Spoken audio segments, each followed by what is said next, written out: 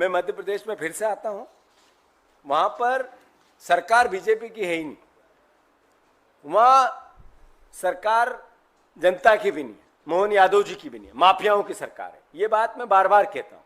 ये इसलिए कहता हूं कि हर तरह का माफिया वहां हावी है, वो चाहे शिक्षा का माफिया हो, चाहे वहां खनिज का माफिया हो, प्रशासनिक एक माफिया है जो बिना लेन देन किए प्रशासनिक व्यवस्था चलाता ही नहीं है, और बिना लेन देन किए कभी उनकी पोस्टिंग कलेक्टर से लेकर चपरासी तक होती ही नहीं है। एक प्रशासनिक माफिया, फिर शराब माफिया, नशा, खनिज माफिया, हर तरह का माफिया हावी है। मैं जैसा कह रहा था कि आखिर ये स्थिति बनी क्यों मध्य प्रदेश की। एक साल में मध्य प्रदेश में ड्रग्स माफिया किस तरीके से हावी हुआ, उसका पूरा हमने खुलासा भोपाल में किया था। और मैं आप सबको बताना चाहता हूं, ये एक प्रदेश की वानगी है।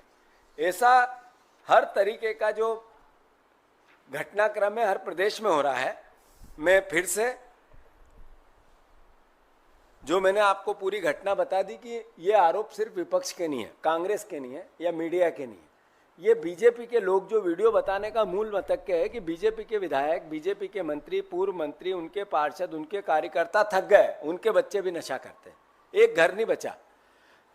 रोज डेली भारतवर्ष की 1/3 आबादी एक तरह से नशे की गिरफ्त में आ चुकी है। और इसके लिए इस 10 साल मोदी जी का जो कार्यकाल रहा, इनकी सरकार का रहा, बीजेपी की जो सरकार का रहा, वो अस्मरणीय है। उन्होंने इतना इसको फैलाया और फुलाया कि जिसकी वही जो अडानी पोर्ट से पकड़ी गई ड्रग्स की बात हुई थी, उसके बाद अलग अलग तरीके के अगर हम सर्च करो तो 100 केस आते हैं। और ये नशा इतना बढ़ता है, पर सरकार ने किया क्या, मोदी जी ने क्या किया? कोई कार्य योजना ऐसी बनी जिससे देश याद रखे कि नरेंद्र मोदी तीसरी बार प्रधानमंत्री बने तो उन्होंने देश के बच्चों को रोजगार नहीं दिया, पर नशे से मुक्त करने के लिए ये प्रयास किया? एक भी नहीं बनी। तो मूल भावना